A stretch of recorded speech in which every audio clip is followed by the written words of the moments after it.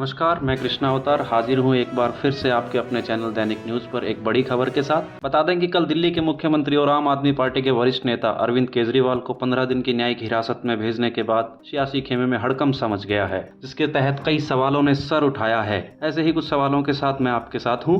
एक सवाल यह भी है कि क्या दिल्ली सरकार अब जेल से चलेगी, केजरीवाल इस्तीफा देंगे और किसी नए मुख्यमंत्री का चेहरा हमारे सामने होगा, या फिर ये कहिए कि केजरीवाल पर संवैधानिक संकट मंडराया हुआ है।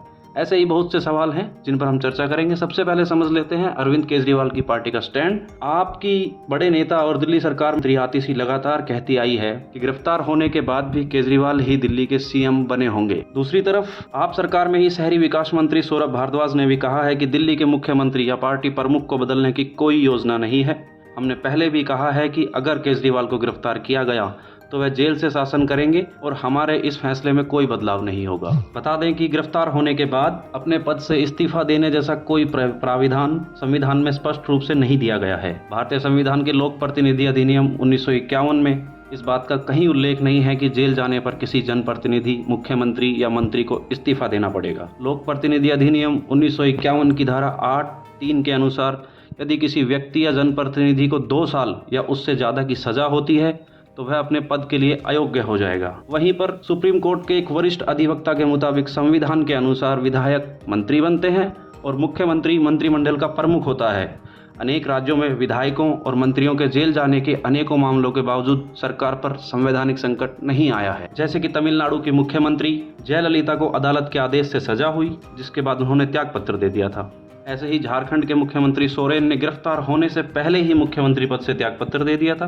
वैसे दोस्तों, संविधान की शपथ लेकर मुख्यमंत्री बनने वालों को नैतिकता और स्वस्थ परंपरा के आधार पर त्यागपत्र दे देना चाहिए। जानकारी के मुताबिक केजरीवाल के पास दिल्ली सरकार में कोई मंत्रालय नहीं है और आम आदमी पार्टी के पास विधानसभा में पूर्ण बहुमत भी है। इसलिए मुख्यमंत्री के जेल जाने से राज्य में संवैधानिक संकट की स्थिति फिलहाल तो नहीं है, लेकिन उन्हें जमानत नहीं मिली या फिर मामले में चार्जशीट दायर हो जाती है तो फिर उन्हें मुख्यमंत्री पद से त्यागपत्र देना उनकी मजबूरी हो जाएगी। जेल से सरकार चलाने से जुड़ा कोई नियम संविधान में नहीं है, लेकिन जेल से सरकार चलाने में कुछ व्यवहारिक दिक्कतें तो होती ही हैं। इसके लिए कोर्ट की अनुमति की जरूरत होती है। हालांकि अभी तक देश में जेल से सरकार चलाने को किसी को भी अनुमति नहीं मिली है। मौलिक अधिकारों को छोड़कर किसी कैदी के बाकी विशेषाधिकार खत्म कर दिए जाते हैं।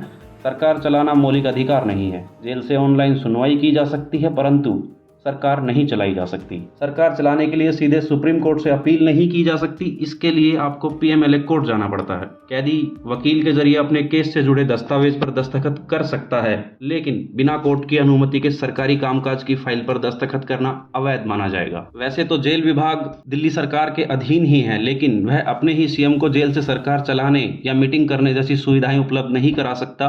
केस की सुनवाई और टेलीमेडिसिन के अलावा जेल से बाहर किसी भी प्रकार की दुनिया की किसी भी गतिविधि का अधिकार सिर्फ और सिर्फ कोर्ट दे सकता है। विचाराधीन कैदी की तरह जेल में बंद कोई जनप्रतिनिधि या सांसद या विधायक कोर्ट की अनुमति से सदन की कार्यवाही में हिस्सा तो ले सकता है, लेकिन मीटिंग नहीं कर सकता। वकील के अलावा कैदी से मिलने की अनुमति पर भी जेल के नियमों से ही दिया जाता है। कोई सीएम जेल में बंद है तो ऐसी संभावना नहीं है कि वो जब चाहे, जिससे चाहे, जितनी बार चाहे मिल सकता है।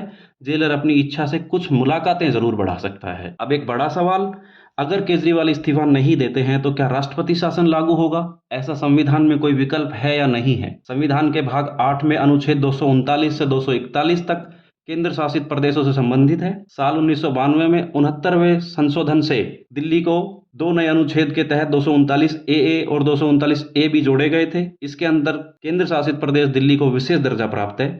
अनुच्छेद 239 ए में प्रावधान है कि केंद्र शासित प्रदेश दिल्ली को राष्ट्रीय राजधानी क्षेत्र कहा जाएगा। इसके प्रशासक को उपराज्यपाल के रूप में जाना जाएगा। इसके तहत दिल्ली को एक विधानसभा और एक कैबिनेट भी होगी। अनुच्छेद 239 ए दिल्ली के उपराज्यपाल को कैबिनेट के साथ किसी भी मामले पर मतभेद राष्ट्रपति को भेजने का अधिकार देता है। वहीं अनुच्छेद 239 ए में प्रावधान है कि राष्ट्रपति अनुच्छेद 239 ए के किसी भी प्रावधान या इस अनुच्छेद के तहत बने किसी भी कानून को निरस्त कर सकता है। अगर देखा जाए तो ये अनुच्छेद भी अनुच्छेद 356 से मिलता जुलता है।